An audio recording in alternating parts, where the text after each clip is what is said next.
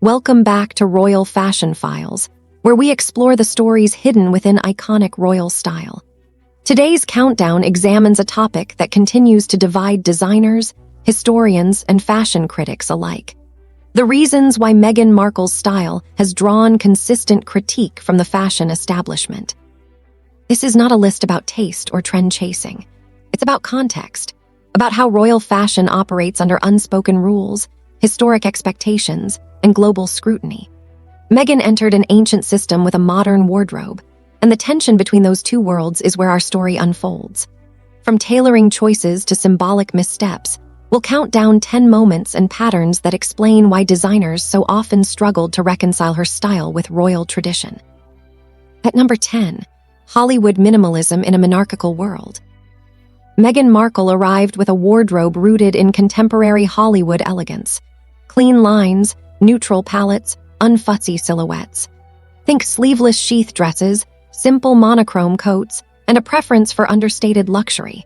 In most environments, this aesthetic reads as timeless and chic. But royal fashion operates on a different frequency. Designers trained in royal dressing emphasize ceremonial detail, structured tailoring, decorative elements, and visual gravitas meant to register from a distance. Meghan's minimalist approach, while modern, often appeared visually subdued during formal engagements. Critics argued that her clothes sometimes looked more like private luxury than public symbolism. The controversy wasn't about beauty, it was about visibility. In a monarchy where fashion must communicate authority, heritage, and continuity, subtlety can be misread as absence. At number 9, the fit that became a talking point. Few topics generated as much designer frustration as fit.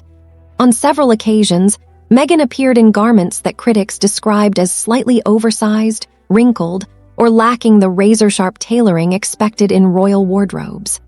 A trench dress here, a coat with soft shoulders there, it was enough to spark headlines. From a fashion historian's lens, royal tailoring is less about comfort and more about permanence. Garments are traditionally engineered to hold their shape through hours of standing, walking, and public scrutiny. Meghan's preference for relaxed silhouettes clashed with that philosophy. Designers noted that even exquisite couture can appear careless if not meticulously fitted. What some saw as modern ease, others interpreted as unfinished, a small technical issue magnified by an unforgiving spotlight. At number 8, neutral tones over narrative color. Meghan famously favored beige, camel, ivory, and muted earth tones. These shades photographed beautifully and aligned with her minimalist sensibility. Yet royal fashion has long used color as narrative language.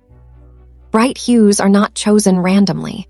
They signal approachability, visibility, and symbolism. Queen Elizabeth II's rainbow wardrobe, for example, ensured she was always seen and remembered.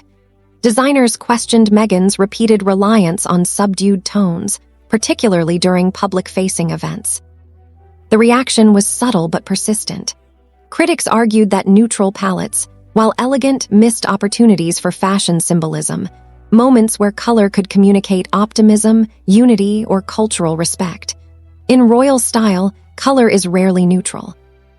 At number 7, fashion that spoke before the institution could. Meghan's clothes often carried personal meaning, references to feminism, sustainability, or independence.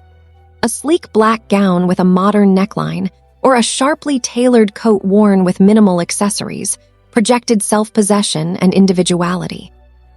Designers, however, are trained to subordinate personal narrative to institutional voice when dressing royals. The monarchy speaks collectively, not individually. When fashion appears to articulate a personal manifesto, it can disrupt that balance. Media reaction framed these moments as bold or defiant. Designers viewed them as stylistically unresolved, caught between celebrity self-expression and royal restraint. The result was fashion that felt powerful, yet misaligned with its ceremonial setting. At number 6, borrowing without translating royal codes.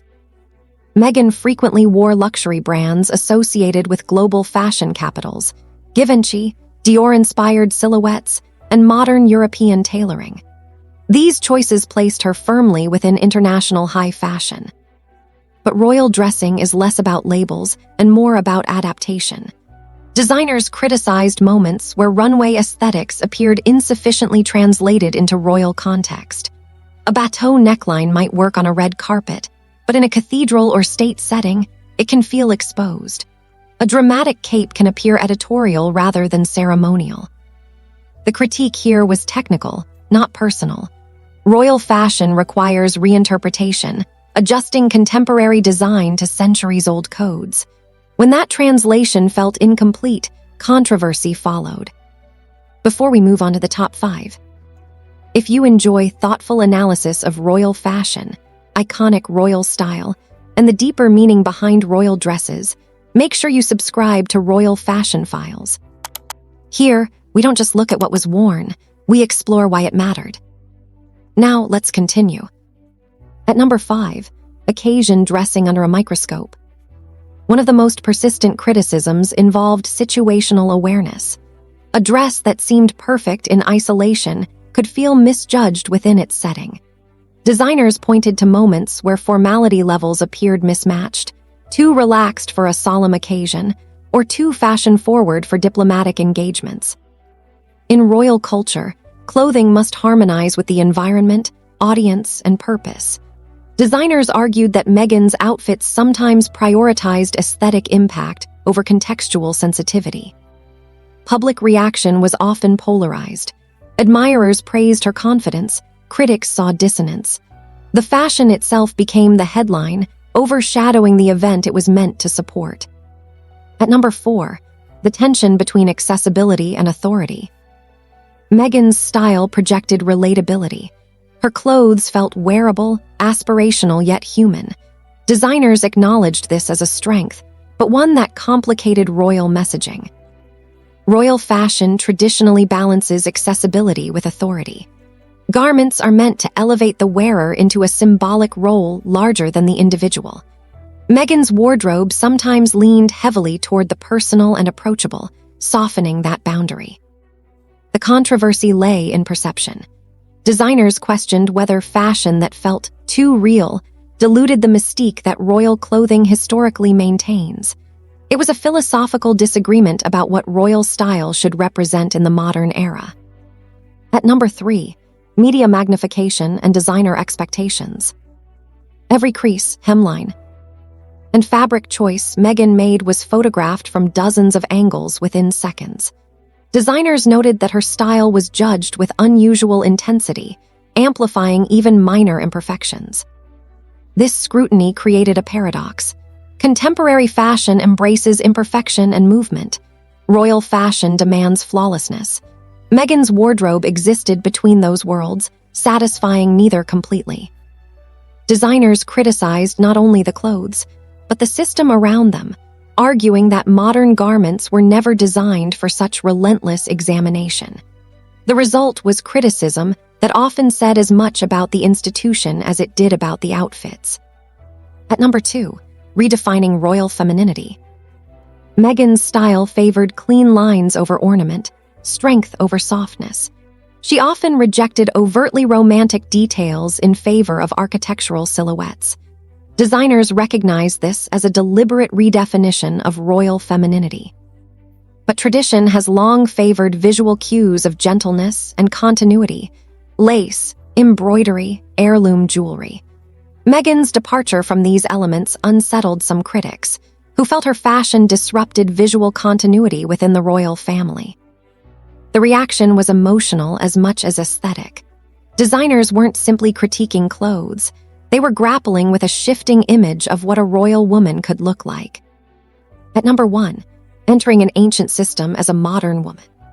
At the heart of every critique lies one fundamental reason. Meghan Markle entered one of the world's oldest fashion institutions with a thoroughly modern sensibility. Designers train for years to dress monarchy because royal fashion is not about innovation, it is about preservation. Meghan's style represented evolution. That tension made her wardrobe unforgettable and, to many designers, deeply challenging. Her clothes symbolized independence, global citizenship, and contemporary womanhood. Yet royal fashion thrives on continuity, subtlety, and historical echo. The clash between those philosophies explains more criticism than any single dress ever could. Meghan Markle's style remains one of the most analyzed chapters in modern royal fashion history, not because it failed, but because it challenged expectations. Designers criticized her wardrobe not out of malice, but because it forced a reckoning between tradition and transformation. Royal fashion is slow to change, and Meghan arrived as a catalyst. Her clothes asked difficult questions about symbolism, authority, and individuality. Whether admired or critiqued, her fashion legacy endures, not as a footnote, but as a turning point in the story of controversial royal outfits and the evolving language of royal dresses. And perhaps, in the end, that lasting impact is the most royal statement of all.